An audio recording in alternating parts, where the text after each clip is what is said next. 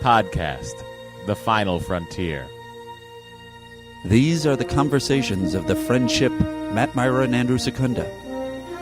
Their continuing mission. To seek out old adventures with contrived civilizations. To boldly watch episodes that one of them has watched before. But I feel like right now I'm not loud boy. enough. I think you're fine. You are already louder than me. That's because I have a louder voice than you. No, that's not it. I project more. But if I hear myself quieter, then I project more and then I'm shouting, and that's where the echo comes. You're up higher than I am. Well, that may be, but what does that prove? And we have the same microphones. Uh-huh. What does that prove? We're going into the same device. It proves that I'm not louder than you. You're not louder than Your me. level is higher than mine right now. Oh, the recording input level. Oh, I see. Okay. Fair enough. Hey, everybody. Welcome to Star Trek The Next Conversation. What you just heard was Andy, once again, thinking he's softer than me. I just know something's wrong. And it couldn't be my voice. Nothing's wrong. Because my voice is perfect. Everything's fine. I'm Matt Mira. I'm Andrew Secunda. Welcome back to the program. So many thanks for all of you who have been listening and engaging with us. Yeah, as a matter of fact. Pun intended. Oh, yeah. As a matter of fact, we decided to give a little shout out at the top of each show. And there was a little bit of a question of what would we call the 5-star portion of the show. And Paul Lenkich suggested, as many people did, you've probably had lots of people say that your 5-star review segment should be called There Are 4 Stars, which is a... That's a reference to a... That was me. That was it, which is a reference to a episode of Star Trek called Chain of Command Part 2. Well, I guess there's a lot of memes and commentary about that episode, so I'm interested to see why it has made such an impact on people. It's a two-parter. I haven't seen... Oh, yeah. I haven't seen it. Yeah, that's why. That's why it's made such an impact on people. However, Matt and I are taking a suggestion of another friend on Twitter at I am not techno, or I am no techno. I am no techo. Anyway, it's Jay Warren. And he says, for those of you that give 5-star ratings... Could also be I am not Echo. I am not Echo. That's also possible. Is that a Star Trek reference? No. Okay. Just... Anyhow, for those of you that give that give 5-star ratings, 5 stars is like 5 pips, like an admiral. So call them the Admirals Club, which is what we're going to do. So, ladies and gentlemen, this is these are the current members this week that stood out in the Admirals Club. STTNC is the new flagship of fun, 5 stars. Started listening recently after Matt retweeted a bad review, which is a strange way for us to get new listeners. Hey, why not? I've thoroughly enjoyed every minute so far. I sincerely hope the guy's production values stay the same even as they get into better seasons of TNG. Oh, it will. It sure will. Good times, engage. 5 stars from Chevronvo. The lack of polish and rough edges of production, growing pains are what makes this pod so accessible and enjoyable. These two are an intelligent, fun human beings tearing apart and dissecting classically horrible, for now, TNG in the most natural format I've heard yet. This is one of the few pods I honestly look forward to week. Oh, that's very nice of you. Very nice. Matt Mira rules from Zex Markey. Greatest review ever. And that's all he said. And Thank you. Oh, and he says, and that other guy is cool too. The best. You guys don't have to know my name as long as you give us 5 stars. Morton Randy, tell us how it is concerning all things next gen. Keep up the great work. Where no podcast has gone before. Not accurate, really. Not in any way. Where a lot of podcasts have gone before. Paku2454 says, I don't have much to say other than this podcast is the best. It's like listening to my friends talk about one of my favorite shows. Thanks for the struggle through season 1. Many others, but this one's entertaining from Spasticus Prime.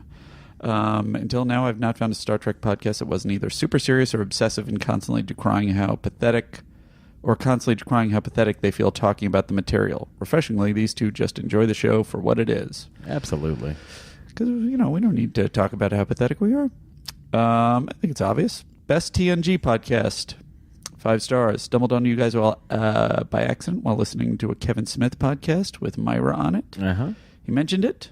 I'm 40 and grew up watching TNG from day one. Brings back so many memories. Some good, mostly bad. And it does get better.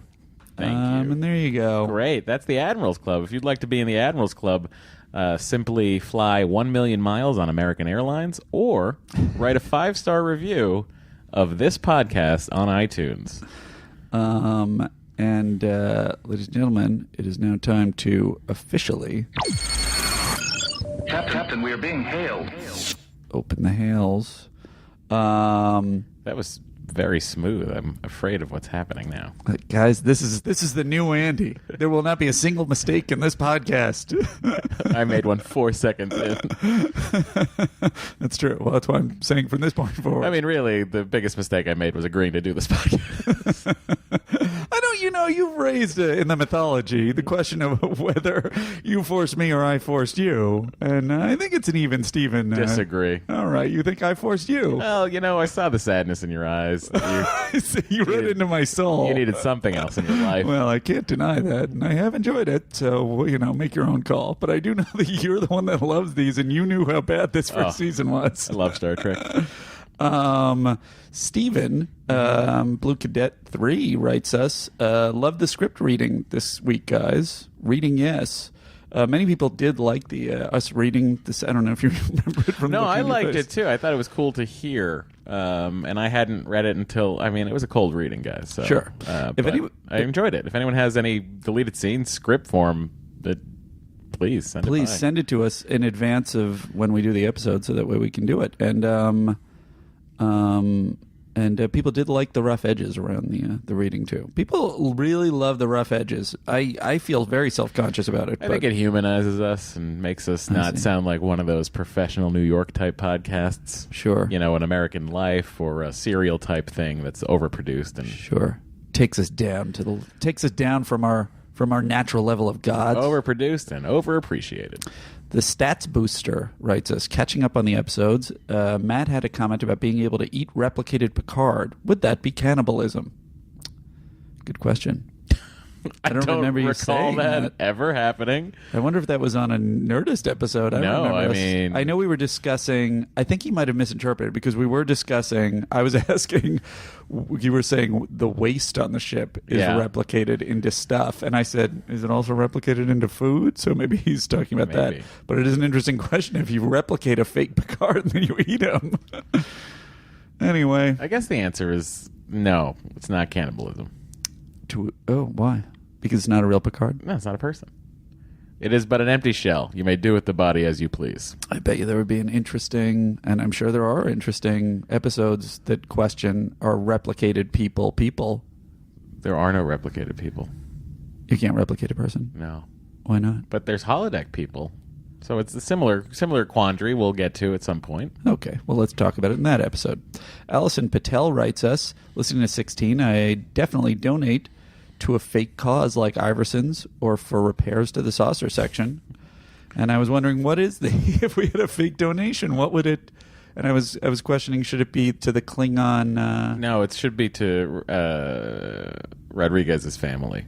Oh, sure. I mean, he took that disruptor blast. Wasn't that his name? What about Ramos? Ramos? Well, that was what I was going to ask, is we got to ask Vanessa Ramos. Are they both dead? Both of them took it. But wait, did I make up the guy's name and call him Rodriguez for no reason? There was another security guard mentioned, and I don't remember what his name was. Well, but I know that Ramos stuck with me because I was like, is it Ramos? Well, either way, it's going to one of their families. Fair enough. Maybe both of them. So if you want to donate to these dead security guards' families, I'm pretty sure we're going to have a lot of opportunities to donate to them. It's sttncpod@gmail.com. Apparently you can donate to a PayPal through that address, and we didn't even know that. We're just trying to raise some money to make sure that the families are taken care of, because once you die in Starfleet, they really just don't take care of you. Even though the Klingons believe that they're just empty shells. And this was an interaction I had on Twitter, if you may remember last week. I do remember just seeing my Twitter go boom, boom, boom, boom, boom, and then me thinking to myself, I didn't quite read it. And I said to myself, should I tell Andy to not bother engaging with people? It's a rookie mistake. And then I was like, well, I could tell him that, but I already did that once on this program. So I'll give him this free one. And then from here on out, I'm going to be stopping him. So I shouldn't. It felt like I was engaged in a rookie mistake of engaging too deeply. Yeah. That's a mistake. Yeah, you learn from your mistakes. Well, the evidence of Matt's point is that Steve Jessam wrote me, "Why does Secunda think being high?" We had a segment last week from Chris. I am Chris Hayden. At I am Chris Hayden, who sent us a wonderful, hilarious, slowed down clip of Matt and I talking about a crystalline entity with bong hits, and it really was hilarious, sounding like we were high. And I thought we made it very clear at the top of the segment what the deal was. That's what this was about. I forgot. Yeah. And then Steve wrote me, which I found so innocuous. That his comment I found to be incredibly innocuous for me to respond to it. I didn't think he was insulting anybody. I did. Well, read the comment. Okay, you can judge. He says, "Why does Secunda think being high means speaking in super slow-mo?" And then I responded, "Hey, I didn't create the clip. Don't you think we sound super high, slowed down, talking in a chaotic fashion about crystalline entities?" And then he responded, "You sound like you were recording half speed, LOL. Just up the tempo a tiny bit and you've got it down. Hashtag I believe in you." Oh, so he's saying that it would have been better at like a 3/4 speed. No, he's not. And I can prove it. Wait, that's what he said, though. And then I would have said, all right, we'll see what we can do next time. Fair enough. And then Andy said. But then I said, you can give your network notes to I'm Chris Hayden, although it certainly made us crack up as is. And then he said, maybe just actually hit some bong loads, then try and get through the rest of the episode. That's a funny thing to say. Very funny thing to say. And I wrote, great suggestion. Not taking offense, just joking back. Not sure the listeners need to hear me trying to work my way through the sound clips and emails while also being high, buddy. And then he continues. Well, I think the buddy is a little. Ooh. Oh, you think that's a little engaging? Okay. Yep. See, these are. I'm a Twitter novice, even though I am verified. Well, I think it just goes to. I'm just verified because of my status in the industry, But you grew up in a different time than us internet kids. All right. He goes then. Maybe it was the direction given, but I'm speaking from a performance perspective. LOL. Well, we weren't performing it. We weren't performing it, and then I said, just to be clear, you understand that he just took a clip from the show, slowed it down, and added bong sounds. There was no performance. And then he says, I was not. Oh, he thought it was a live bit. Oh, we are not that good, my friend. And then I said, final question, Steve. No judgment. You're high right now, aren't you? And he said, how I decide to enjoy your podcast is my own business. And he had puffs in his I think I think that all turned out well. It really did. I think it all came together and was very enjoyable for everybody. I just wanted to be vindicated because I was pretty sure what he was saying was that we didn't perform it correctly. Oh, well. And that's what it woke up the part of my brain that's like, wait, I have to make it clear.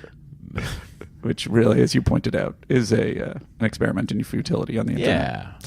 Danielle Hoover wrote us. Hoover. I've gone through all the stages of grief listening to you guys. I've finally come to accept that the first season is mediocre.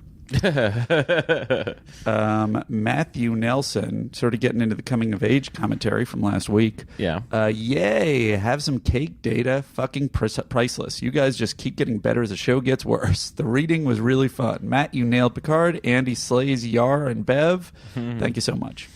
Hi, Matt and Andy. From coming of age as a teenage girl in the 80s, Oleana made me so angry. Why'd they have to write her such a flake? These candidates are supposed to be the best, but from the first words out of her mouth, we knew she was out of the running. And what kind of admissions process is this? I think she was a test also. Oh, really? I think everyone was a test. That would have been much more interesting. That would have been great if everybody else was a fake. Yeah.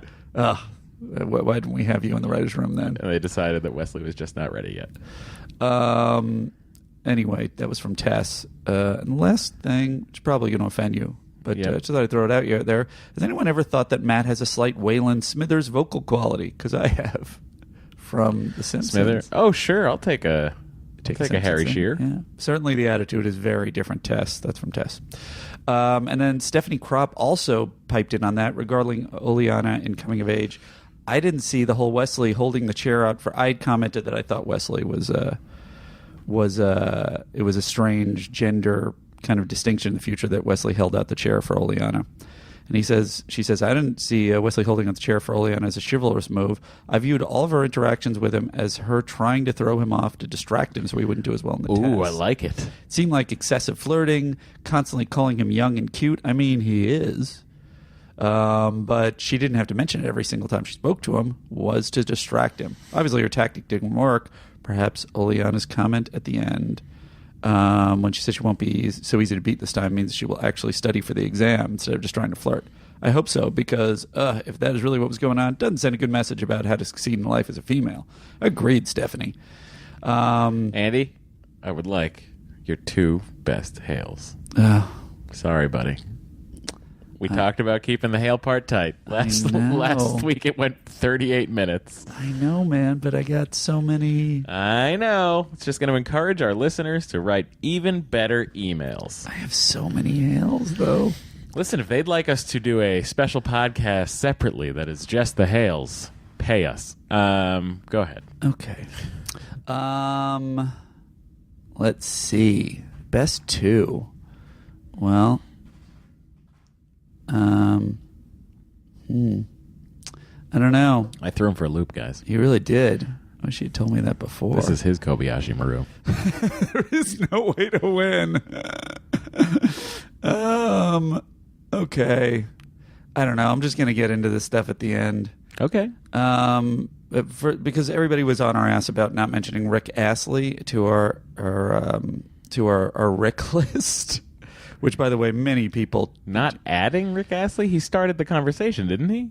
About famous Ricks? I think that was the problem, is you and I knew that was coming, and then you went on a whole tangent about what are the famous Ricks, knowing that Rick Astley was coming, and then we didn't call it out after we had gone through the whole list, so everybody was like, what about Rick Astley? He came up, he didn't say. Sure. So we both knew that it was coming. That's the reason we didn't call it out. But anyway, the other Ricks that were mentioned on tweets were Rick Mail. The one I was saddest about missing was Rick Moranis. Rick Moranis was the most commented one, and I agree. Saw it from Dave Amiot. But also first. Rick Berman, which I thought we mentioned. Rick Perry, Slick Rick Fox, Rick Nielsen. Rick Flair? He's not on... Well, he should be on the list. I'm disappointed in all of you. Rick Savage. Rick Rubin is a big one. We didn't... Yep. And he says you should have known Ricky Yoon and Ricky J. Ricky Yoon and Ricky J. Ricky J, the magician, throws some nice cards, but he's also in Tomorrow Never Dies, the James Bond movie. Mm-hmm. And Ricky Yoon is in Die Another Day. And then many people mentioned the Andes covers, and I just wanted to bring this up to irritate you. Because he shut it down, said there won't be any tweets, but there were. So these were all the tweets from my under hashtag Andy's covers. He's shaking his head. He's turning away in disgust. This is the last best email he could come up with. Was No, I have one after this. I'm sorry. Secunda to see. Secunda matata. I secunda that emotion. Don't stand Secunda to me. 3 times Secunda. Don't worry, Secunda. Secunda's from an Italian restaurant. I've got you. Secunda my skin. Secunda the bridge. And then the last one. There's a bunch of Andes things we're not going to get to. And I just thought this was definitely the thing that I laughed the loudest at. From Alan Varner. He says, please listen to this short, out-of-context audio clip from last week's episode, Coming of Age. Sorry. Mm-hmm. Oh, come now. He almost got there, everybody. Sorry, guys. It was only when he had to play his second audio clip that he messed up. Oh, this isn't fair. It's super... I don't know what's going on. I had all my clips opened, and now they're not... Open? Yeah. The opposite of open? They're closed? They're blank pages. You know what, Andy? Why don't we watch Too Short a Season again? All right. I don't know what's going on. I'm having an internet problem, so I guess we should move on. When I get to it, then I'll play it. Okay. We can move on. Unless you want to edit this. Are you going to be able to... You can always edit this out. I got time for that shit. I really don't. Not on a Sunday night when I have to go home and do another fucking podcast. He's got a tough life, guys. There are a lot of podcasts. This is really irritating. I hope that my Netflix works. My Netflix is also blank. Well, we worked out the plasma leak engineering, and Andy is back. Ellen Varner says, please listen to this short, out-of-context audio excerpt from last week's episode, Coming of Age.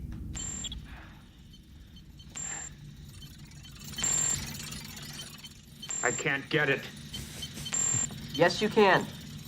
Don't fight it. Relax into it and let it come by itself. No, it's going too fast. Wesley, I can't do it. Made me laugh. All right. I mean, that was worth it, I guess. I mean, most comedy isn't at its best when it follows like 9 minutes of technical difficulties. But for the audience at home, no, it was only seconds of irritation. It's going to be smooth as ice. Okay. I don't know. Is that inappropriate? What, to say smooth as ice? It was like cool as ice, isn't it? Oh, ice is not smooth. Oh, guys. Oh, you got to close them first. Oh, right. Sorry. Yeah. We're both going fucking dumb. All right. Sailing frequencies closed, sir.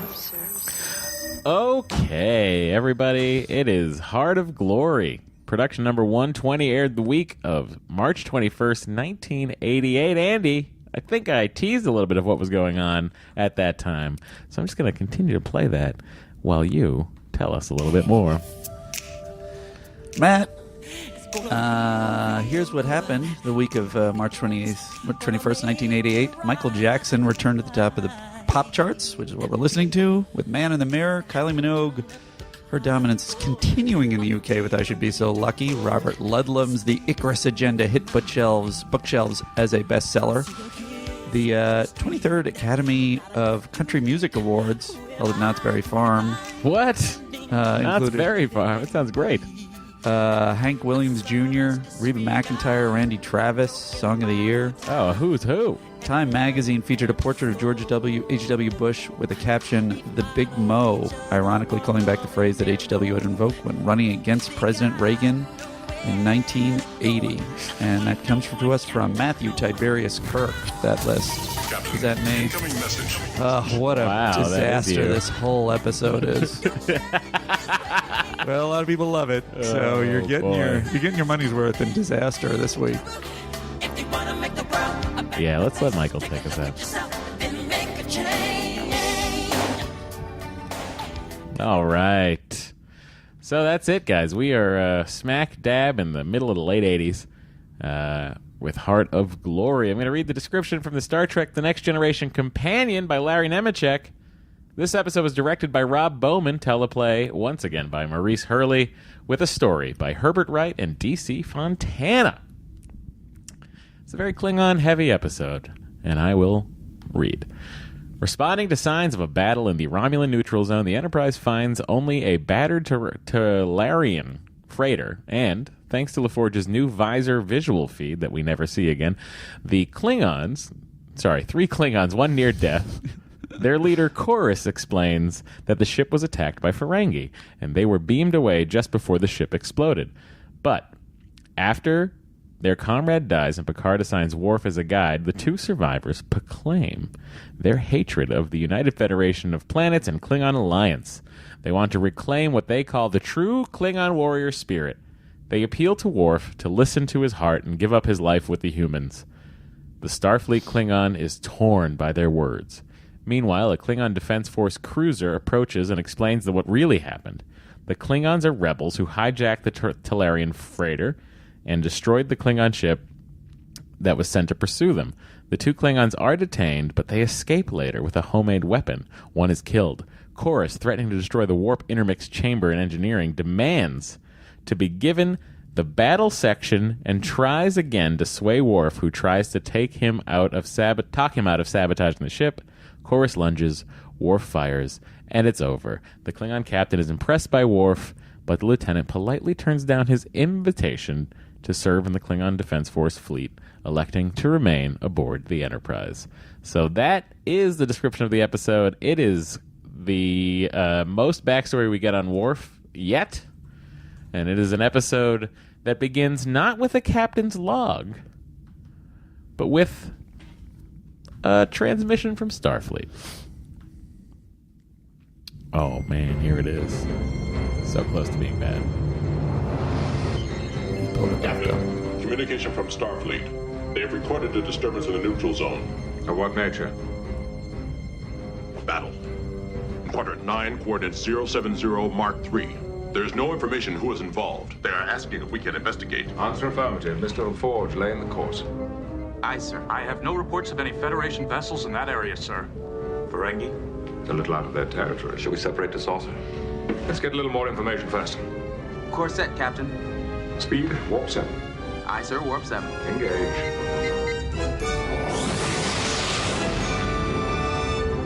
I would just go ahead and say warp 9. It is strange. Maximum warp, whatever you can get us there quickest. If it's a battle, it's happening. It's a fuel issue? That's why they go to lower warp sometimes? I don't think it's a fuel issue. It's deuterium. They can get more at the next starbase. But I mean, they're going into battle, so is there an element of, all right, well, let's go at this? No.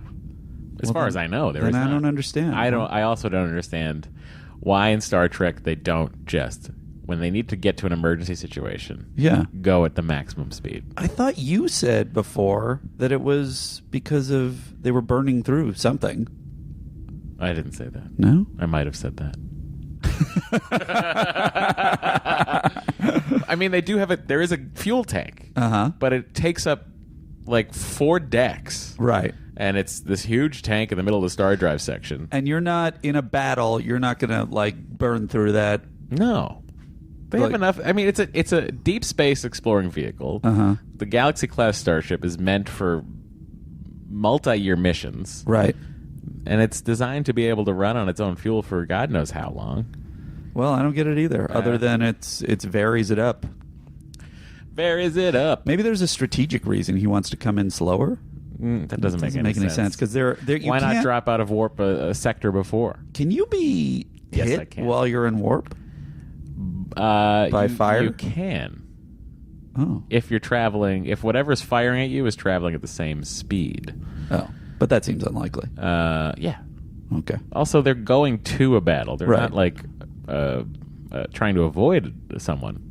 It's very confusing to me.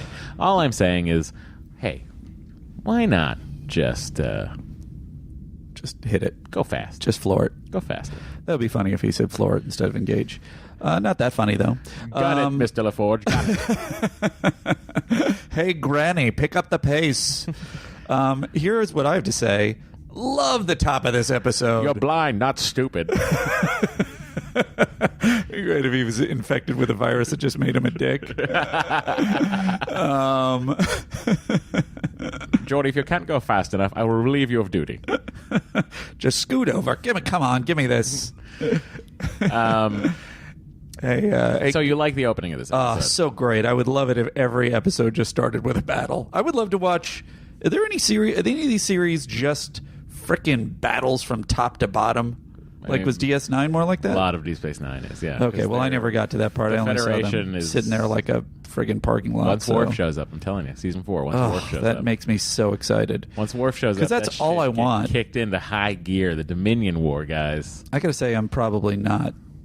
I don't have the right stuff for Starfleet. I would be more like Worf and just want to get into battles. Which, by the way, he seems so excited at the time that we're going into battle. I was like, I'm right with you, Worf. Let's do it. I mean, it's clear that he has whatever the Klingon equivalent of an erection is. It's amazing. And I will say that once they go into it, it's so clearly a Kobayashi Maru situation, and they're all, like Picard even says, everything about this seems wrong. And Riker says, agreed, smells like a trap. And I'm like, do they not do the Kobayashi Maru, which is exactly the scenario? Maybe not. In the Starfleet exams anymore? Maybe they don't, Andy. Only time will tell. That's not true. Time won't tell us anything. What exactly does this device do? Well, Data and I have been working on a way to transmit what my visor sees. If it works, the bridge will be able to monitor us. It has restrictions. The information from Geordi's visor is so complex it is difficult to encode. Therefore, the signal breaks down easily. It means it doesn't have much range. Exactly. So far, the effective range is only a few kilometers. But we're working on it. Well, that's weird because I can FaceTime my mom 3,000 miles from my house. That's true. Why not bring a camera, guys? Well, also, you can transmit other star captains. I like how you call them Starship captains. No. Captains of the stars. I like star captains. Oh, screw you. Please transmit another star captain. Does he mean beam another star captain? What is he talking Just about? transmit a star captain. Come on, warp 3. But anyway, you can talk to people on other ships. So why wouldn't I? Didn't understand why. Also, I feel like they were kind of duplicating in Aliens the thing of the people watching on their cameras, Jim Cameron's awesome invention there. You do. I mean, we do. And see... yet we never. Have we ever seen that before? Will we ever see that again? People looking at look at what I'm looking. We see through Geordi's visor. I don't recall if we see like other people watching. I'm saying Geordi's transmitting visor. a battle situation. It would have been a fun thing to do to Data. I'm sure it's possible. I mean, he would have been an intrusive, but it's very strange that they don't have as a thing, Captain, look at this, in a general away team. Well, it's also like, why can't you get a feed off of the tricorder? Right. It's, the tricorder is recording audio, video, or and the something comm else. badges. Yeah. All right. So let's throw it out. Star Trek, you're done. Oh no! Wait, it's throwing out the podcast the is starship over. with the star captain with the bathwater. Okay, so let's talk about this emergency situation, right? Okay. That is happening. Nonetheless, love the emergency situation. Love when they beam over. Well, here I'm going to play a little bit of that. 'Cause Okay. I have some problems. Okay. Transmitter. Ready to receive. This on main viewer. Aye, sir. Weird music choice. That's true for a battle situation. Uh-huh. Good point. Also weird of Picard to immediately get lost in this, forgetting the mission at hand. That was completely weird. And to the point where they had to write in Riker saying, guys, can we get back to the emergency situation? Now I'm beginning to understand him. Beginning to understand him. What does that mean? I'm beginning to understand Blindy. Geordi, what's that? Over to the left. What? Yes, that. No, back. Yes, that, right there. What is that? It's clearly Commander Riker. That's Commander Riker. What is that horrible thing? To me, it's just an undefined form standing in a visual frenzy. You can see Can you Riker takes offense to Can you this. filter out the extraneous information? No, I get it all simultaneously. But it's just a jumble.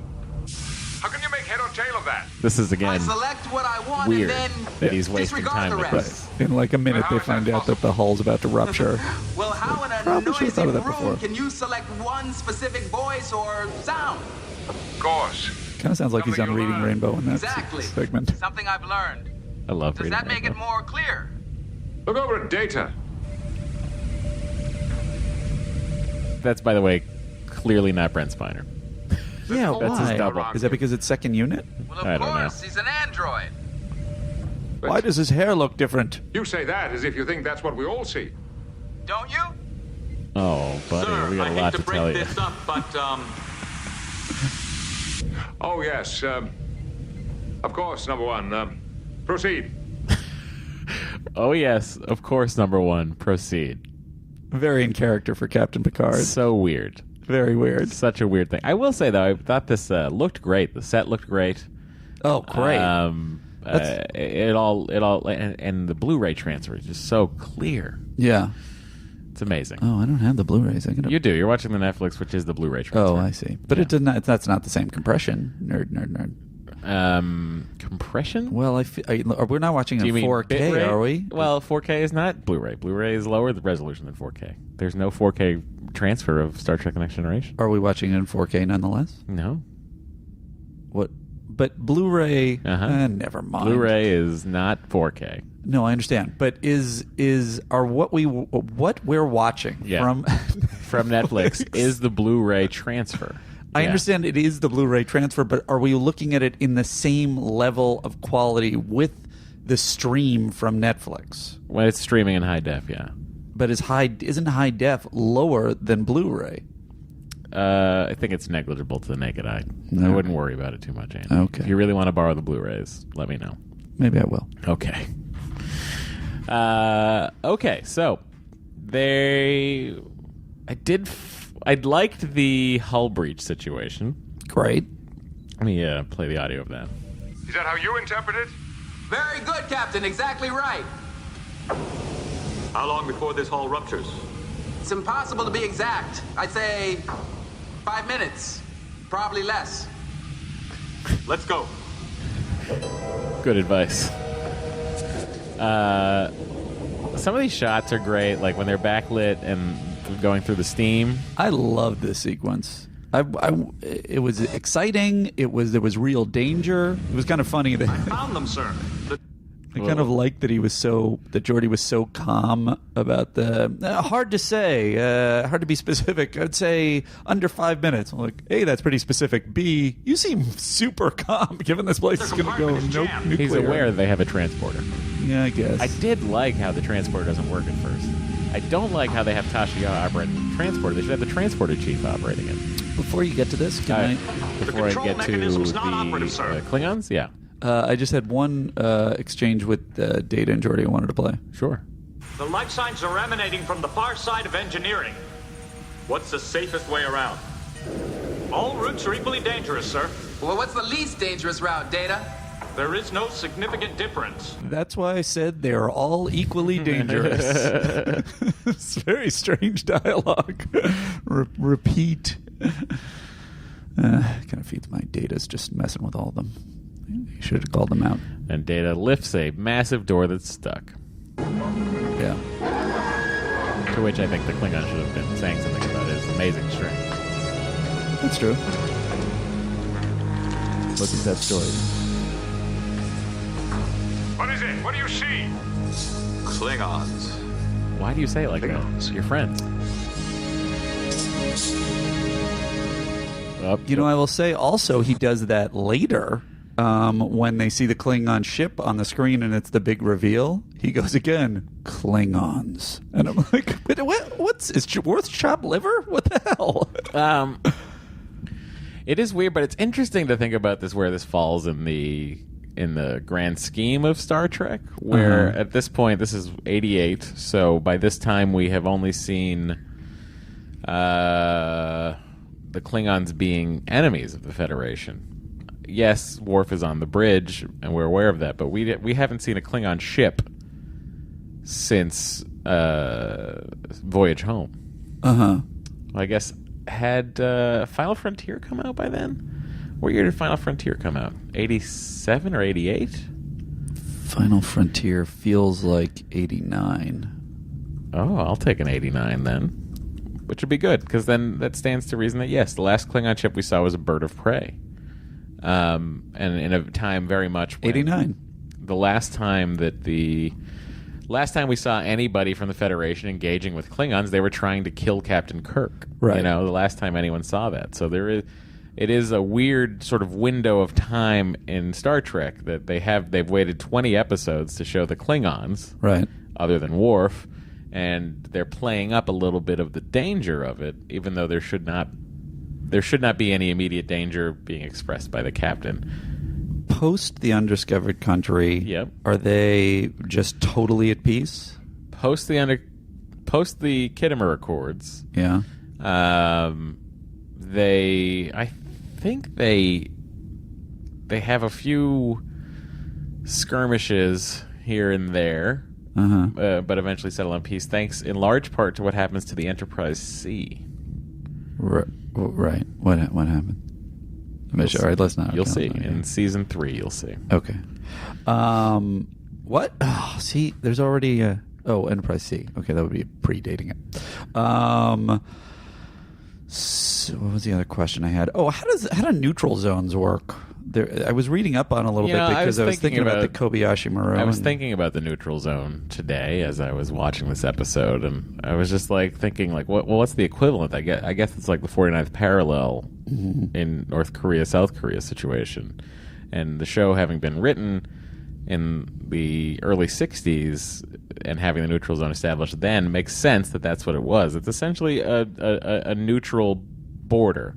So they have their borders, right. and beyond their borders is a zone, right, which is the neutral zone. So the Federation border and the Klingon border, they don't border each other. They border the neutral zone. Between that is and it's kind of like a buffer zone to. Yeah. But the thing that I'm curious about, and I did a little bit of reading on it, and I didn't really get clarity in my brain, is it seems like the rule is if you enter, say, the Romulan neutral zone, it's determined as an act of war, and the Romulans are allowed to impound the starship. Yeah. Whereas if you entered Romulan space, they would be allowed to blow you up.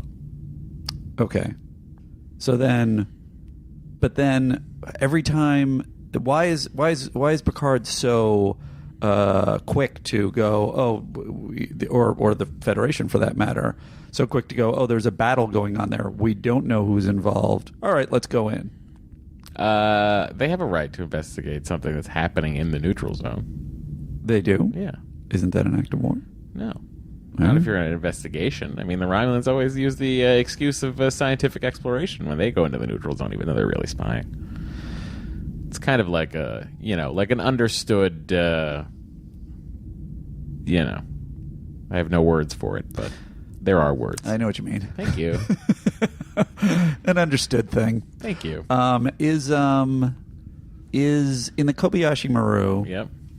They're going into the Klingon neutral zone, I believe. Yep.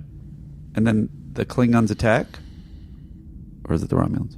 I don't remember. I think it's the Klingons. So if the Klingons attack and they just fire on them, would that have been illegal or legal? The Klingons attack the Savik's fake ship. And they fire on them. Would that have been illegal or legal? It's clearly a trap. They go in. Yes. And then the Klingons attack. I think once you're attacked, you're allowed to defend yourself. No, I'm saying for the Klingons to attack, because it would have been illegal for the Klingons to attack. Oh, yes, it would have. I assume that's part of the real conundrum. All right. There you go. Those are my questions. I'm glad I could have answered your questions. If I answered them wrong, I look forward to the Prime Corrective segment next week on Star Trek, The Next Conversation. I don't know if we'll have time for it. We're only allowed 2 emails. Well, that's a different segment in and of itself, Andy, so I think we can allow that. Well, if that's the case, I have a couple of Prime Correctives I can go back for. All right. Let's move on. The Klingons are there. They're having a great time, and they need to beam away.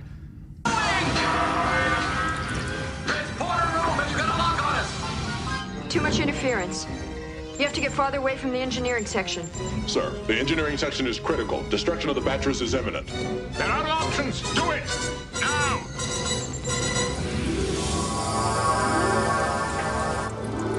I love that moment. They're out of options. Do it now. Legitimately. Yeah, I think it's great. Me too. Oh, no, they're not there. Boy, if only the transporter chief was there. She's in charge of security. The transporter chief is in charge of transport. It's very strange. Put the goddamn get me Chief O'Brien. I think it's a giving lines to Denise Crosby situation. Yeah, maybe you're right, but although she has a lot of other stuff to do. She has a lot to do. By the way, she has more to do than Deanna Troi in this episode. I know, and Wesley. No Wesley, no Deanna. Oh, my God. And I will say Deanna Troi would have been super helpful in this episode to figure out if the Klingons were lying right from the top. Maybe a little too helpful. Maybe that's the reason she didn't put her in. And that's why they decide to send her to Risa. I have a little Pleasure Planet. A little Beverly clip I'd like to play. It's non-canonical, by the way. She didn't actually go to Risa in this episode. She went wherever we decide she went to. In the mind's eye. Was that... Oh, it was never mentioned, right? No, it's never mentioned. Okay, it's just... If you would like to pay for Deanna's trip to Risa... No, we're already raising money for the security crew. I understand. All right. A patient, Doctor. Not good. I'll keep you... Sorry. No, I liked that. That was basically... It was just basically... great. Beverly saying, how's the patient, doctor? Not good. I can't help him. And then a second later... Oops.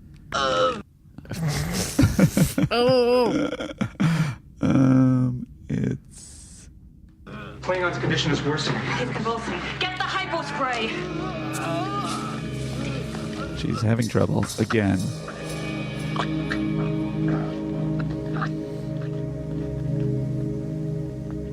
Commander Corris, this is Captain Picard. Yes, Captain. I'm sorry to report your comrade's injuries are beyond our medical abilities. Why are they beyond our medical abilities? Well, not beyond everyone's medical abilities, but they are beyond Beverly's because Beverly has a learning disability. And his theory. Just giving you a quick little burst. I've got more coming up. It was a good episode for it. Is that me? What was the vessel doing in the neutral zone? We were attacked without warning by a Ferengi cruiser. During the course of battle, we must have unknowingly entered the neutral zone. The weapons were not Ferengi. What is your name? I am Lieutenant Worf. And you are a member of this crew? Yes. You are correct. The weapons were Klingon, but the vessel was Ferengi. What precipitated the attack? I don't know. We were in a... What a shit lie. The weapons were Klingon, but the vessel was Ferengi. Wink, wink. The Klingons are not good liars. No combat experience, so he did not anticipate the first attack, which was nearly fatal. We took control with his permission. The Ferengi called for surrender. I told the captain to agree to all their terms. We had only one chance, but I was confident that it would be enough. Chorus was very brave. No, you were the brave one. Not very worthy. Still, that's what they're your talking like right weapons now. were limited, and their vessel superior. Yes. All we had was a battery of ancient Merculite rockets. Our only chance was to trick them into lowering their shields. We reduced power and lured them in. They suspected nothing. Then, when they lowered their shields to beam over a boarding party, we opened fire. Still, there are some points that I'm not very clear about. Captain, we are hungry and tired. Of course. If there is anything else you wish to know about this incident, we will be available. Permission to show our guests to their quarters, Captain. Permission granted.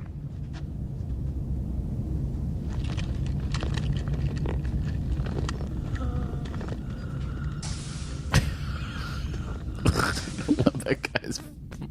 I wish I had done a deep dive on that guy. Okay. So, Klingons clearly lying. Something's amiss here. Then they try to woo Worf. Yeah. Here we go. Why do you wish to anger me? Only to see if it is still possible. It is.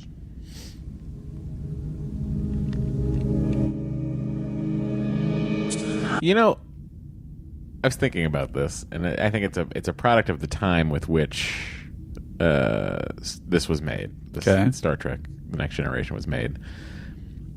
Worf never really is Worf to me. What? Worf should be so strong, right? So good at fighting, right? So good at firing a phaser, right? Like, I want Worf to be John Wick. I 110% agree. I want, when there is a security problem, it's okay if in the story, we can't resolve it at this point, but I would like Worf to get like 400 good hits in. He's usually presented as someone who's kind of getting hurt or messing up. It's crazy. I'd almost forgive the other stuff that he's always presented as someone who's thought of as wrong if, as you were saying, he was just a total badass the whole time. That's what he should be. There's an episode of Deep Space Nine, I think I've talked about it before, where they play baseball. Right. I think Worf would be great at baseball. Because he'd be the most agile and trained. Hand-eye coordination. Right. Strongest. He'd be hitting dingers left and right. Is he bad at it? He'd be the Mark McGuire of... I only say Mark McGuire because that was of the time that episode was made. But I just find that they have never truly given Worf the abilities with which he has. That is to say, until some stuff in Deep Space Nine, there's some hand-to-hand combat that he has to do. There's some series of fights when he's a prisoner that he has to do that I think are great. But in the Star Trek: The Next Generation, he's never the Worf I want. I would agree, and I would also say it would help the theme of the episode that he's like this caged animal, and is he more of a warrior because he keeps the caged animal inside him contained? If you saw what he was really capable of, that he was never using, and I think even when he faces off with Chorus at the end, right? It's like he beats him in this weird kind of bullshit way where he just lifts his gun and shoots him, as opposed to it being a quick draw or doing some, throwing something or wrestling him or doing if something. They had the fight in his quarters and they both grabbed batleths. That would have been the way to go. That would have been the best. Guys, I just want you to know that email you heard was that my order of Injustice 2 for PlayStation 4 has shipped. It'll be at my house on my wife's birthday. Sorry, PlayStation honey. 2? What's going on 4. with Matt Mira? Injustice 2 for PlayStation 4. Should I get that? What is that? Oh, is that the DC It's thing? the DC fighting game. Oh gosh, we got to face off with that. My order of Bridge Commander should be shipping pretty soon. I got to order that. I'll be sitting in virtual reality commanding a bridge. Matthew Mira. That's me. You've already experienced it, but you have not. I'm going to pronounce it wrong. The Vive VR. That's the PC version of the VR thing. Yeah. Have you? And you've done the PS4 Batman VR, correct? And you did a next generation sort of walkthrough. I've watched the walkthrough. There's a guy YouTube out there doing an Unreal, built with the Unreal Engine. He's doing a Star Trek, essentially trying to build out the Enterprise in virtual reality. It has enticed me many times to think. It's called Stage 9. There's a subreddit this guy has. It's called reddit.com/r/stage9. And he's faithfully recreating the Enterprise in virtual reality. But it only works on a PC as far as I am aware. I'm trying to figure out how to get it to work on a Mac, and it's brought me this close to like just buying a PC. Well, I'll tell you, my friend Dave Rogers, talented editor, obsessive Star Trek fan, said just brought me over, and he's been hassling me to come over for like a month to see his VR. He's a Mac guy, and he bought the PR setup, which I think was like $1,500. Yeah. And it's basically he turns it on, and I'm inside the shitty holodeck set. Yeah. But I could not have been more delighted. You see the door, you see the grid, and the thing that's distinct about that from the PS4 setup is you can walk around in like a 10-foot square cube. You can do that in the PS4. Oh, you can? Yeah. Without just walking? Or you have to move yourself? No, you can walk. Oh, all right. You can walk within that. Okay, well, whatever the case. There is stuff like in the Batman game, for instance. You can't. If you're gonna walk across, if you want to move to like across the alley in Gotham City, you do have to hit a button and you move across the alley. But when you're in the alley, you can sort of walk around a little bit in that space. Well, I wish he had been taping me, because he also did. Have you done the Star Wars VR thing? No, I don't care. You really don't even care? I don't care. You and I are such different people, Matt. Listen, I love Star Wars. I know a lot about Star Wars. I know many facts about it, but it just never connected with me the way Star Trek connected with me. So and it was, interesting. and it's. I think it's because Star Wars is disguised fantasy. There are swords. And you know how I feel about that. That actually adds up, although I would say that there's enough sci-fi and Star Wars that you could appreciate both. But there is no science to anything. The fucking jump to hyperspace is garbage. It's bullshit. Why is that one bullshit and TNG isn't? Because the space travel in Star Wars is almost instantaneous. It's ridiculous. They go through a tunnel of hyperspace. They're traveling and then in arrive scenes. across the galaxy. Whereas in the Star Trek, you're like, oh, if we were trying to get across the galaxy at maximum warp, it'd take us 40 years. All right, that's valid.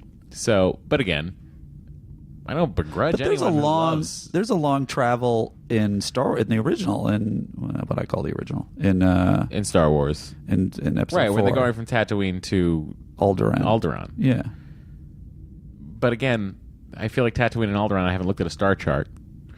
Could be. Well, look, I don't know if it adds up. Doesn't. Okay.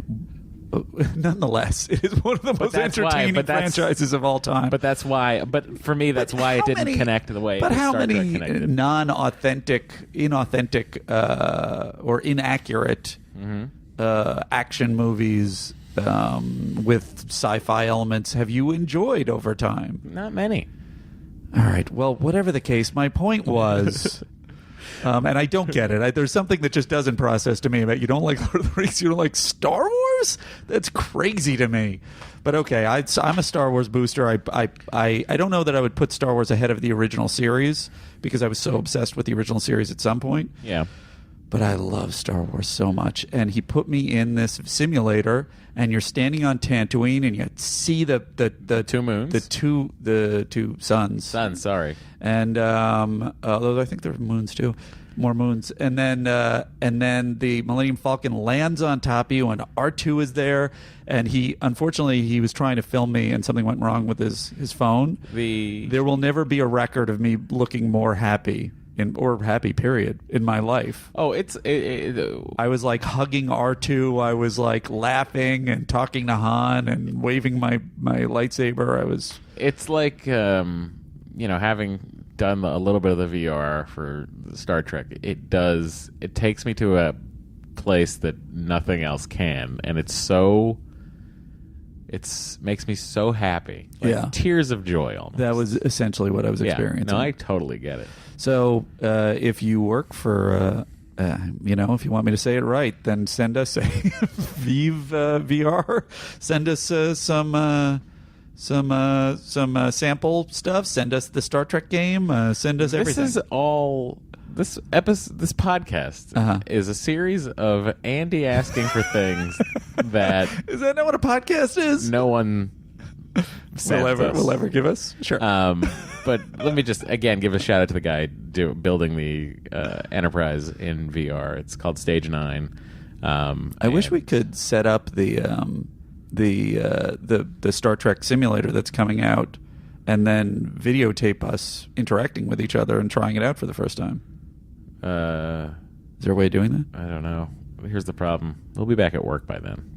Comes out the week we're back. That's right. And our boss is not a Star Trek fan. It was really looking great. It was supposed to be out a couple of weeks ago, and I was like, "Oh, did they delay it? Oh, what a trip through my hiatus I'm gonna have. There's gonna be a lot of lost hours of sleep after work." And it got delayed. But anyway, we're very excited for Bridge Commander. Well, if anybody can figure out how we can tape ourselves so we can put it up on the internet, well, on you our can tape non-existent on website, your PlayStation. Oh, can you? Yeah, with the camera. Although I guess the camera's busy doing the VR. I don't know. All right.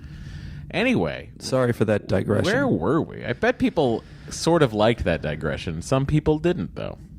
I think we got to play to the people that like the digression.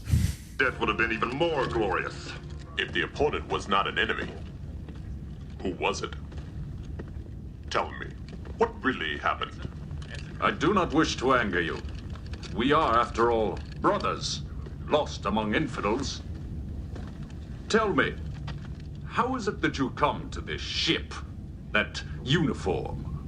Through an act of kindness. This is where we finally get Worf's backstory, everybody. The Romulans attacked the Kittimar outpost. Everyone was killed. I was buried under the rubble and left for dead. A human Starfleet officer found me. He took me to his home on Galt and told his wife to raise me as his son. How old were you? Before the age of inclusion. That young. Galt is a farming colony. Farming colony. When my foster brother and I were of age, we entered Starfleet Academy. He hated it and returned to Galt. I stayed. You have not spent much time among your own kind. Hardly none. So, when the night was fun trivia, Andy. Who plays Worf's stepbrother, or foster brother, or adopted brother, or whatever, in Star Trek The Next Generation. We'll see it eventually, I think season 6, maybe 7. Why is it a foster brother and they didn't just do another Klingon? Because he has human parents. Uh-huh. So who plays his human brother? Is foster brother mean that he's not the What I'm offspring? saying is he's the offspring of the Roshankos who adopted Worf. I don't remember I don't think I saw the episode. Is, Paul Sorvino? There you go. All right. Who was on the Goldbergs? Why did you have that answer so quick? I don't know. And you led me down a weird path of trying to explain this to you. Well, because to me, I think vaguely when I maybe it was on Memory Alpha I saw it, but when I saw Paul Sorvino, I was like, why didn't they just have another cool Klingon because that is a more interesting story, that there's 2 Klingons and one of them was like, I'm gonna go, I'm not into the Starfleet thing, I'm gonna go back to the farm. Klingons I'm gonna go something. Farm. Is that what happens? Never mind, I withdraw the question. Oh, that's what he says right here. He went back to the farming. Oh, he went back to the farm. Right. Yes, exactly. That's why it's to me, it's like, that's not that interesting. Right. That is more interesting if it was 2 Klingon brothers. 2 Klingon brothers. One says, I'm going to stick with Starfleet. One says, I'm going back to the Klingon Empire. Then they face off. Much more interesting. Stay tuned. Okay. Against what enemy do you charge into battle? I have been in battle. Then you understand. On the holodeck? Yes, I do. Brother, this peace, this alliance is like a living death to warriors like us. You're right. We lied to your commander. I love the smirk on that actor's face. You're right. We lied to your commander. Ooh, we were bad. We lied. Ain't I a stinker? Don't tell anyone. I have a thing. Actually, it's not even at 28, but when you get to Canera, let me know. Hang on. Let me just play this bit of bridge talk. Okay.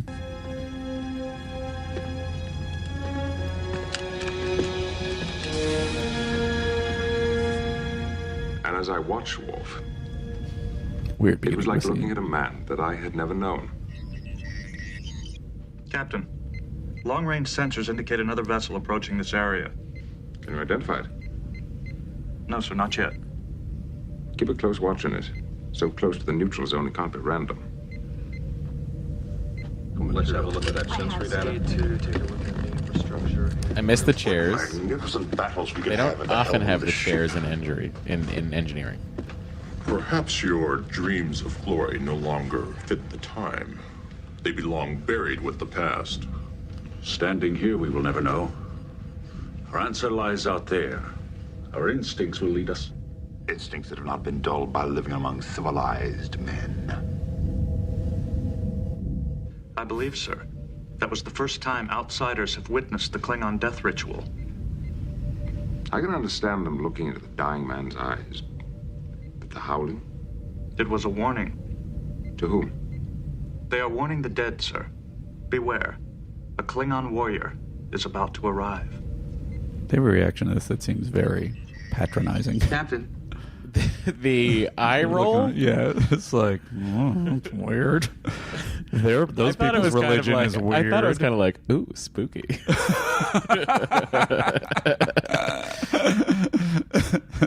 You guys want to sit around and tell dead Klingon warrior stories around the fire? It's like borderline. It's just Viking mythology, sort of, right? You know, Valhalla and that kind of thing. Sure.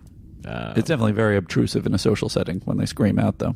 Well, I think people don't often die in social settings. What do they do when they're on the battlefield? They got to keep fighting. Yeah, like there's a bunch of people, they can't stop and go, okay, keep going. Maybe they okay, do it afterwards. They just yell once the battle's just over. Yell. Oh, smart. Yeah, let's hear that Klingon ship come in. Okay. That unidentified vessel is approaching us at warp 5. Intersect 1 hour, 16 minutes, 33 seconds. Can we get a visual? I can try, sir. How? How do they get a visual at something that's an hour away at warp 5? Magnify.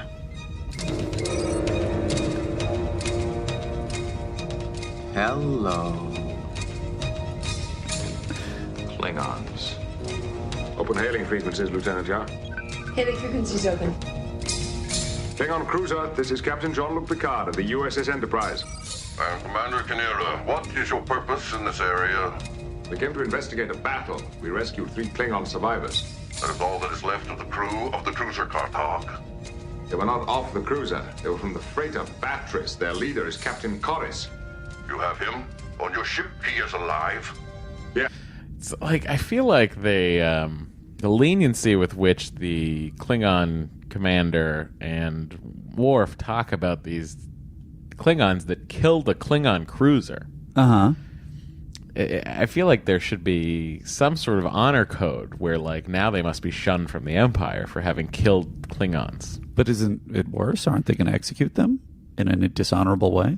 That is not worse. I feel like being shunned from the Empire would be worse for a Klingon warrior. Well, that is a valid perspective. However, I guess in this case they want to be shunned. They're leaving the Klingon Empire because they think that they're weak, pathetic fools. No. Which actually was the thing that I mostly interpreted to this guy's sort of lenient attitude, is because he does seem very chill for a Klingon. Yeah. That it was sort of like he was maybe emblematic of the softening of the Klingon Empire to become a little bit more political. All right, Andy, what is your next clip? We have got to get wrapping up here because I got to go do another podcast. Well, I will say, just in that one moment, there's definitely Geordi saying hello. He sees the other ship. Geordi is a mechaphile. I was bringing that back. That's just a little hit. Andy's theory. And I will also say that Commander Kanera has these. He's not in a ship or a place. He's like got this weird Klingon branding behind him, like he's advertising a movie. He's No, like doing what it looks like to me is like he's doing a hit on SportsCenter. There's that too. You know what I mean? It's like, all right, like I guarantee you, he's not wearing pants. This week in the neutral zone. He's in shorts and sandals. He just is like put on his battle dress up top. And The top 10 most vicious in his attacks office in the Klingon Empire and this he week. pulled down this background just like from a rolling thing. He pulled it down. He turned on the spotlight over his head and he sat and he was like, all right, I'll talk to them. Let's see. My next one is 2940. And got it. Got it? Do it.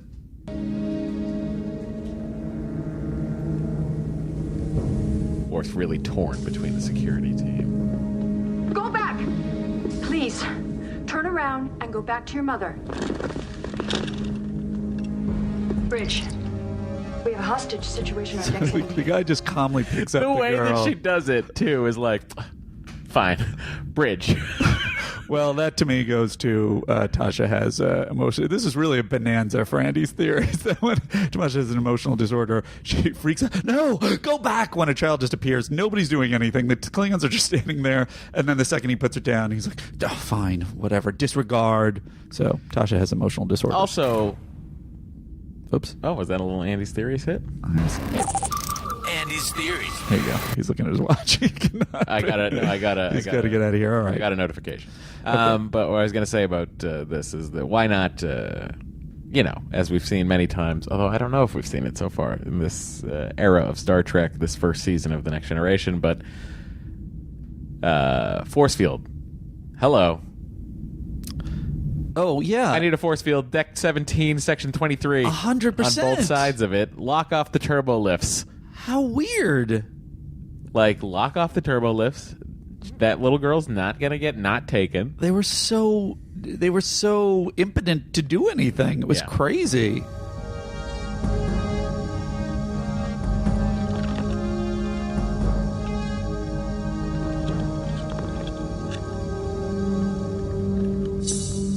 Hey, girl, hey. Bridge, this is Lieutenant Yar. Disregard. Situation is under control. Oh, I'm done with that section unless you want. Oh, sure. Yeah. My next one is here. Riario.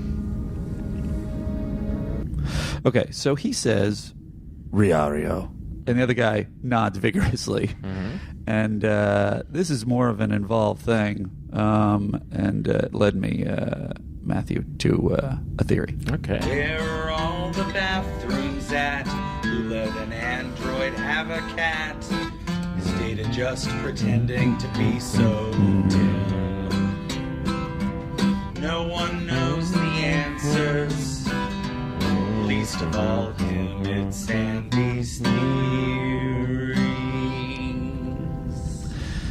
So he says it, and I looked it up, and Riario is not in any Klingon to English book, and there's no real way to tell what he's saying there except by context, and I don't know that there is context because the guy just nods.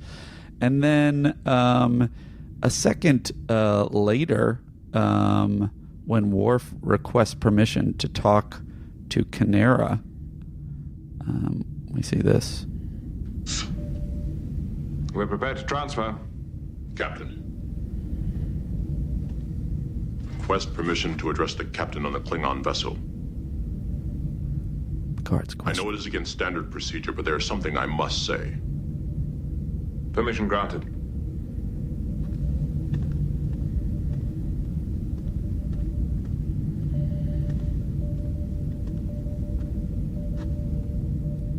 Comonque, Milkus, Gormand Tris. What is it you want? Well, what did he just say? So my theory is that I don't think that the Klingon language has more than about 9 words. And I think the rest of the time they're just faking it. And they're so proud that they can't admit that they don't have a full language. And I think it kind of ties into why Worf is so confused most of the time and why all of his plans are so off base, because he doesn't understand he has no way of communicating from Klingon to English. Interesting theory, but the Klingon language is full. Is it full? Yeah. Based on whose evaluation? The Klingon. There's a Klingon dictionary, Andrew. And who wrote the Klingon dictionary? Is it canon? It is canon. It's from the movies and from the TV show. Yeah, the Klingon language first developed by James Doohan. Scotty. Who stated that it was canon? It's canon. It's canon. The Klingon language is canon. Well, I know the concept of the Klingon language. No, the canon. Klingon language itself is canon. The same guy who did Dothraki is like the guy who invented Klingon.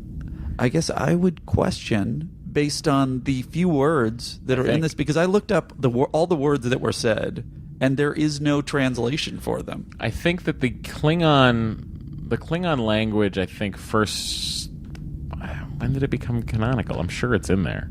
I'm not saying that there aren't a few words. I just think that there are very few, and they're very primitive, and there aren't more than about 9 words.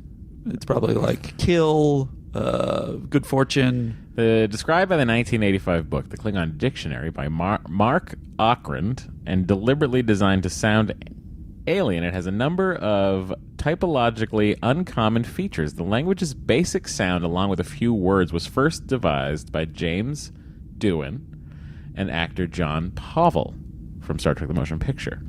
The film marked the first time the language had been heard on screen.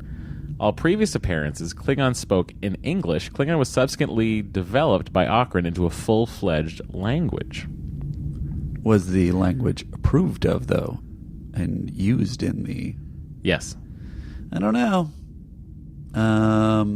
But whatever the case, I will take that you have... Star Trek III, The Search for Spock, director Leonard Nimoy and writer-producer Harv Bennett wanted the Klingons to speak a structured language instead of random gibberish, and so commissioned a full language based on the phrases Doohan had originated from Mark Okrand, who had earlier constructed 4 lines of Vulcan dialogue for Star Trek II, The Wrath of Khan.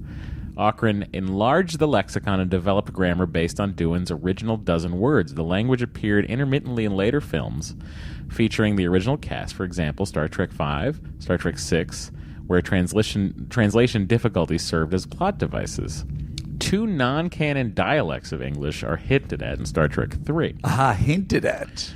With the advent of the series Star Trek The Next Generation, in which one of the main characters, Worf, was a Klingon, and successors the language and various cultural aspects of the fictional species were expanded. In the Star Trek Next Generation episode A Matter of Honor, several members of a Klingon ship speak a language that is not translated for the benefit of the viewer. Even Commander Riker, enjoying the benefits of a universal translator, is unable to understand until one Klingon orders the others to speak their language, i.e. human.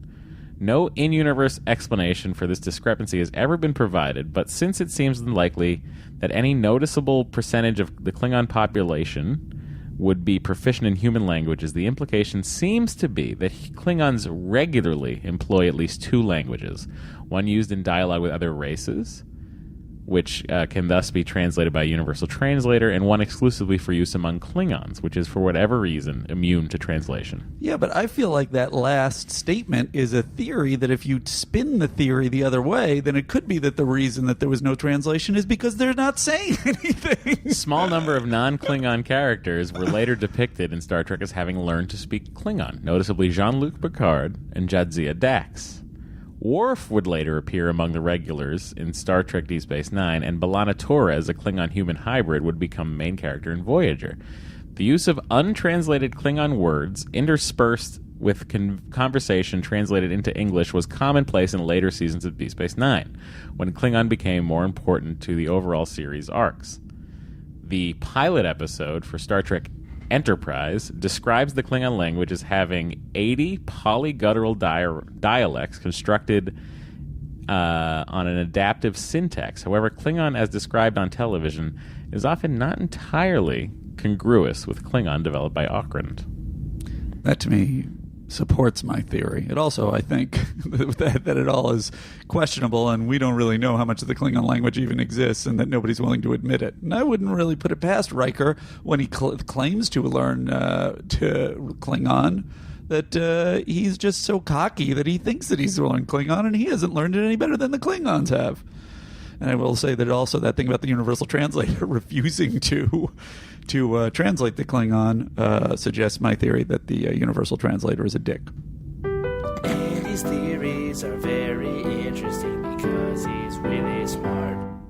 All right, Andy. I hate to be that guy, but we got to get close to the end here. I'm pretty much done. I had a nice couple of clips that I was going to play, but I guess I can save them for another time. I'll just play this last clip, which is Worf being Worf. Okay. Phaser. Wait. I do not believe this. Believe it. I have tasted your heart. You have been with them, but you are still of us. Do not deny the challenge of your destiny. Get off your knees and soar. Open your eyes and let the dream take flight. My brother, it is you who does not see. You look for battles in the wrong place. The true test of a warrior is not without. It is within. Here is where we meet the challenge. That's not where the Klingon heart is, Worf. Weaknesses in here a warrior must overcome. Here in the lung. You have talked of glory and of conquest and legends we will write. Yes, the birthright of every Klingon. Yet all you say, where are the words duty, honor, loyalty, without which a warrior is nothing? Really, what are you saying? Living among these humans has sucked the Klingon heart out of you. Put down the phaser. You are a sham. My words were dust upon the ground. Your blood has no fire. You are weak like Love the them. shot. You can see the warp core in their eyes. What you look like. You are no Klingon. Perhaps not. Suck a dick. Oh, no! Who replaced this transparent aluminum with glass? Okay. Oh, that was very loud. Sorry. Oh, there was one more thing that I just wanted to play, which was this. Just before that moment. What's the situation? He's on the second level, armed with a phaser. We do not have a clear field of fire. How do you suggest we proceed? Wait him out. Captain, let me talk to him. I do not think that's a good idea, Worf. Right now he's running on adrenaline. Let it cool. There's nowhere he can go.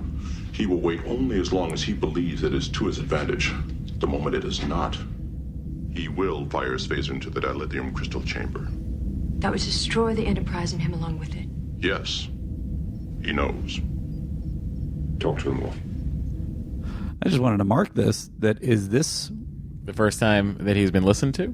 Is he ever listened to again? Might not be. But let's mark this momentous day by screaming for dead Klingons. Okay, great. I probably peaked on that one. Yeah, we all did. That's podcast peaked. That's all I. Great work, everybody. It's time for some. What do we do first? The MVC. Can I play one more thing? I'd rather not, because my wife's going to kill me. Okay, I don't want your wife to kill you. That would really hinder the podcast. Really would. Sure, let's do the MVC. I mean, it's pretty. It's pretty clear cut. Yep. And Geordie LaForge did it again. What? No, all he did was wander around with In the vastness of space, when the going gets rough, you gave it your all. You showed the right stuff. You managed to not blow the ship to smithereens. Humming a lot to our songs now. Well, because you desperately want them to be done so you can get out of here. This week's MVC. It's Worf. The Andes. Or some other method of ranking. We're working on it. It is Worf. He's right. The Andes. Matt? I like, again, this is in the same sort of school of episode for me as Data Lore. I like getting background on a main character. I like seeing that.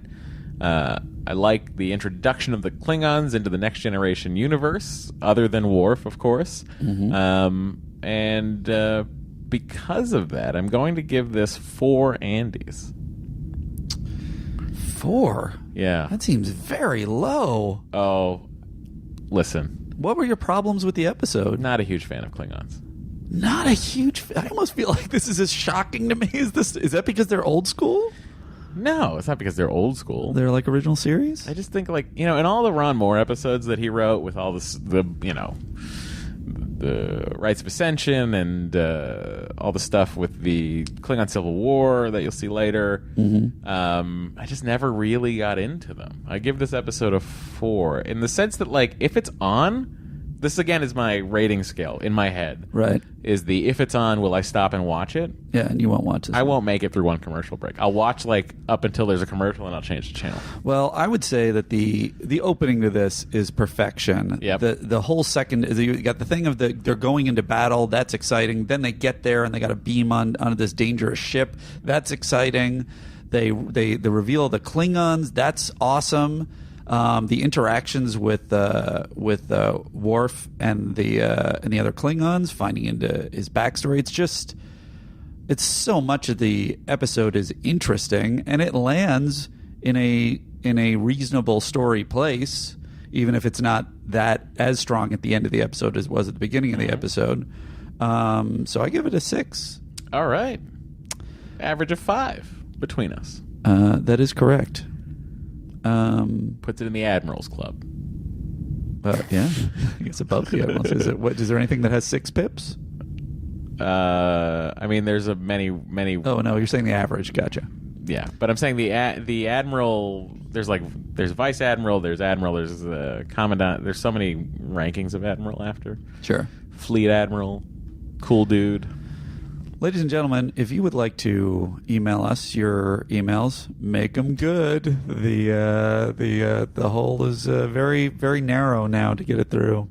Sorry for the disgusting imagery. So it's sttncpod@gmail.com.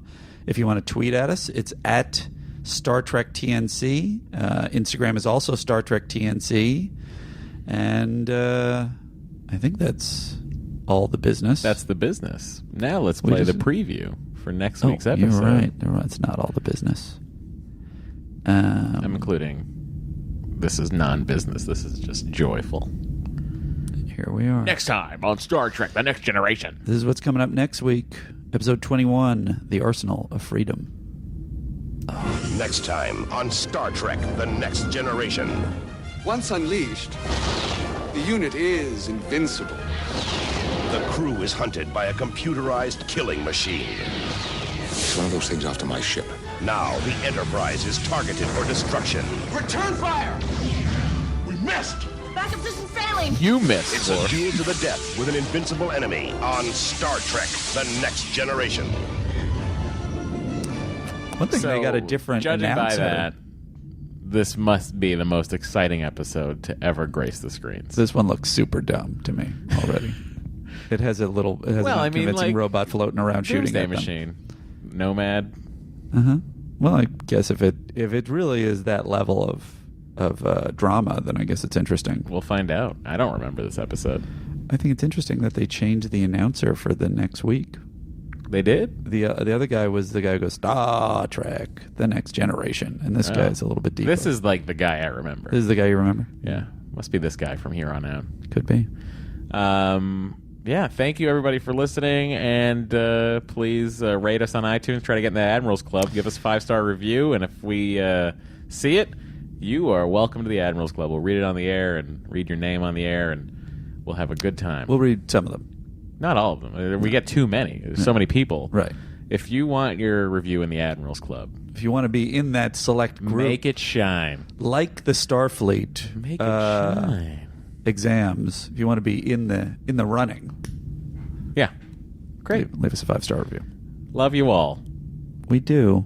Well, most of you. Well, the ones that are mean we like less, but we appreciate that they're listening. Oh boy, oh boy, oh boy. You know, Andy, every time I head down to the transporter room to take a gander at the controls, I think, this is a professional vampire. Boy, this isn't like me. I think, why? Look at him go. Why is the console not active? Who was just in here? Probably Tasha Yar, not the transporter chief. He's like the Hank Aaron of vamping. I think to myself, what maybe I shouldn't go to transporter room 7. Maybe I should go to transporter room 6. Hang on, I'm going to go to transporter room 6, everybody. All right, well, now the vamping's a little less convincing. Well, hang on. Ouch. What was that? Was that It's me leaving this transporter room because it's not working. Oh, God, I got to walk all the way down the corridor. You know what? I'm just going to use the cargo bay.